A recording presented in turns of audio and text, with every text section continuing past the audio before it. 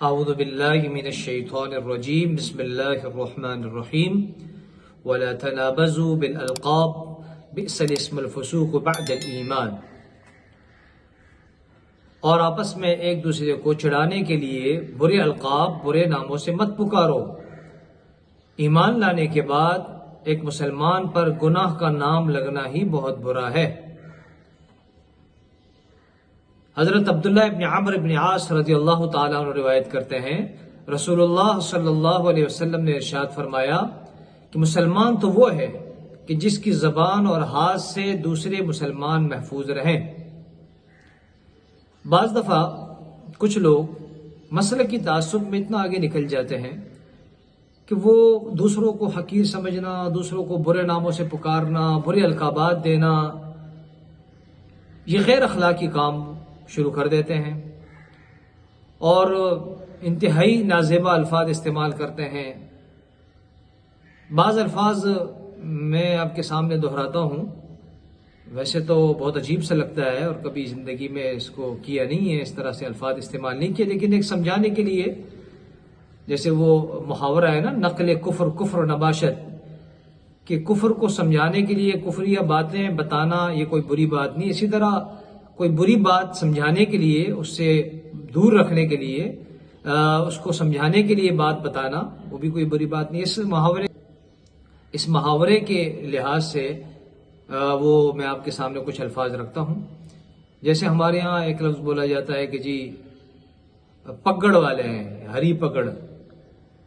یا اور اس طرح کے جو مطلب یہ الفاظ استعمال کیے جاتے ہیں۔ اب دیکھیے یہ جو پگڑی، یہ تو آپ صلی اللہ علیہ وسلم کی سنت ہے، پگڑی باندھنا، امامہ باندھنا، یہ تو حضور علیہ الصلوۃ والسلام کا طریقہ رہا ہے۔ آپ علیہ الصلوۃ والسلام نے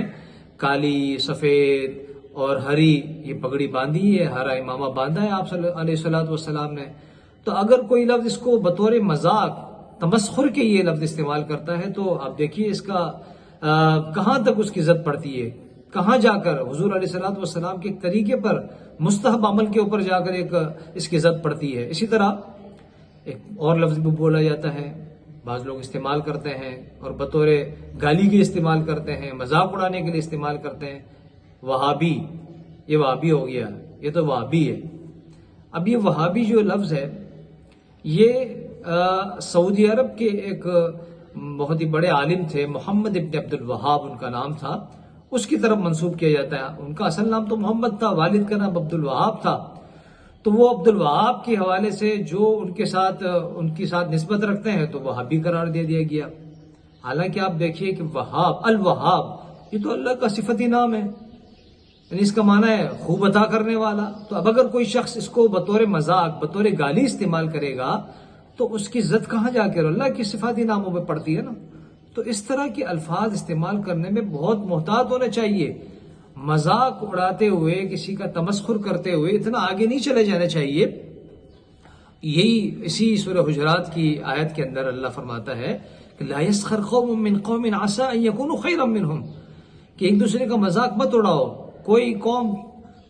دوسری قوم کا مذاق مت اڑائے، اور نہ خواتین ایک دوسرے کی ہنسی اڑائے۔ ہو سکتا ہے کہ جس کی ہنسی اڑائی جا رہی ہو، جس کا مذاق اڑایا جا رہا ہو، وہ ان سے بہتر ہوں۔ اب کسی کی پائچے دیکھ کر، کسی کی ٹوپی دیکھ کر، کسی کا حلیہ دیکھ کر، اور کسی کا جو ہے وہ پگڑی دیکھ کر اس طرح کے جو ہے نازیبا الفاظ اور نازیبا باتیں کرنا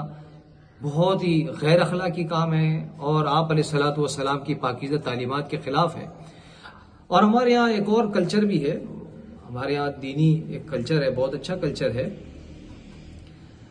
خطیب حضرات کو بعض لوگ بلاتے ہیں اپنی اصلاح کے لیے، دین کی رہنمائی کے لیے، اپنے علاقوں میں خطیب حضرات بلاتے ہیں۔